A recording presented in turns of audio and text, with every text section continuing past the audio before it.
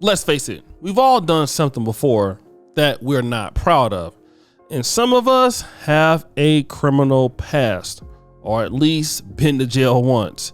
I mean, even Jesus Christ himself was arrested. Martin Luther King was arrested before. Malcolm X did like 7 years in prison.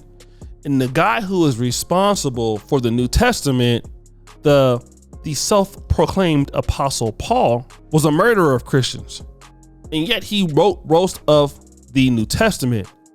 So people don't really have a problem with your criminal past. Let me just say, not most people. They can bring it up, but most people are okay with your past as long as one thing is true, that you're no longer exhibiting those things in the present. So if that is in your past, then it should stay there. Now let me talk about people who formerly sold drugs and they turn their lives around. We see a lot of activists in the black community who do that. And of course, people do judge them, but people care about them more if they are doing the right thing. And this includes those who are pastors now and everything else in the black community. However, Tiffany Henyard is a little different because Tiffany Henyard is supposed to be a mayor, a person that comes from a small underprivileged village called Dolton, Illinois, outside of Chicago. She's supposed to be bringing some level of change. And that is exactly what she said she was going to do. But now we got to go all the way back to July 20th, 2016, where we have a mugshot of Tiffany A. Henyard. And what is the charge? Well, the charge is criminal trespass to vehicles. Now, she was only in jail for like 5 hours or 6 hours. So the charge is minor and it probably got dismissed. So what is criminal trespass? Let's look at it from a definition. The bar prep hero. Thank you so much. A criminal offense committed by one who without license or privilege enters or remains on the property or building of another when the perpetrator had noticed that entry was forbidden or received notice to depart and failed or refused to do so. So basically, you understood that you entering this vehicle or this home, it was forbidden. You did it anyway. You refused to leave or depart, but you remained on the property anyway. Well, that does sound a little bit like what she's doing now. She's just not criminally trespassing as far as, being a place she shouldn't be. She was voted in as mayor. But when you hear a clip like this, then you'll be shocked. Trustees in South Suburban Dolton say 56% of voters want their mayor removed from office in a controversial recall vote. But the mayor says the recall bid was badly flawed, and now she's suing to throw out the referendum. WGN's Julian Cruz is at Dolton Village Hall with the fallout.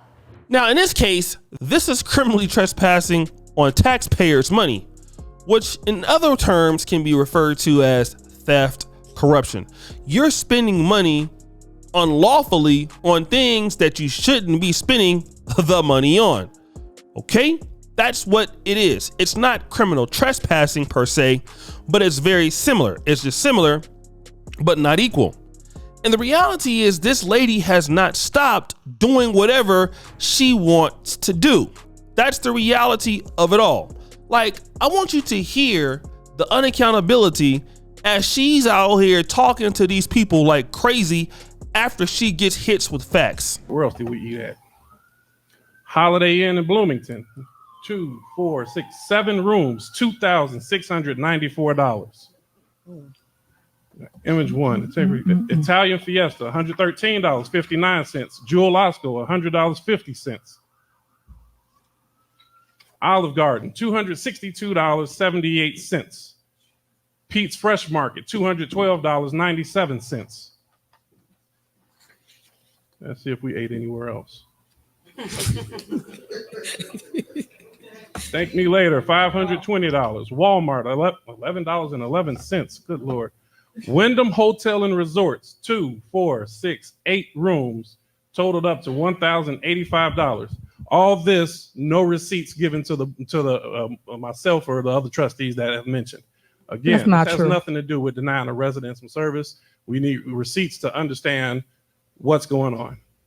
I conclude. All right. So I'm gonna conclude with this. That's not true on your statement you just made. And when people read stuff into record, you guys go get clarity of what it is. Just for the record, y'all do know that we have prisoners that we feed, right? But I shouldn't have to sit up here and break all this down as though y'all just think it's the administration. It is not. Y'all do know we help homeless people. Y'all do know we help residents, right? But y'all don't ask them questions. Y'all do know we rent hotels for people. We got all these things, but why do I have to always try to justify what it is we're doing here? Why? Because people that don't do none, you never see, never active, get up here and just say things out, but never give you no clarity of what department it is. Each item that's on our thing, it has a code. It tells you which department spent the money. It tells you that. Again, I keep telling you the day-to-day operation. Yes, I'm the overseer of the village, but the management handles their own department, spends their own money, and they put it on a warrant list and give it to the board. But yet people got to do a spin of what they think it is, but don't ask no legitimate questions. Because here's what I want to position today, if I can. How did she get into office? I'll tell you exactly how she got into office. Because she looks like a city girl. Shout out to Pink Book Lessons. She has the same appeal that a lot of folks in the black community like. Somebody who's hip, somebody who has charisma, like Dr. Umar Johnson or Bill Clinton when he played the saxophone in 1992 on the Arsenio Hall show. You know, she has the look and the feel that a lot of blacks can get with. She's young, you know, she's relatable, but she's underproductive, you see. And she looks like somebody that people can relate to, but that doesn't mean you're good. Because in Black America, you know, what we're more concerned with is, do you look the part than whether you can perform the part? And once we do that, we always end up in trouble. We always end up like, damn, can't believe that preacher got me, or damn, can't believe I got scammed, or damn. We always have that because that's what we look for. We don't look for, you know, the actual nature of somebody having the ability to do the job. We look for, hey, how does the person, you know, make me feel when I think about them? Do I like this person? And now that you got just what you wanted, you didn't get somebody who was competent that will look out for the village of Dolton. You got somebody who had $7 million worth of debt. And I'm pretty sure that this criminal charge came up from the opponent in the race, and people were probably like, that don't matter. I like her anyway. She's cool. I wasn't nothing. That's nothing to be, you know, played with. Now she's just doing the same thing she was doing in 2016 every day as the mayor. But guys, what do you think? It's your boy O'Shea Duke Jackson back at it again with another episode of The Celebrity Junk. Appreciate it for all you do. Serve the bell. We're out.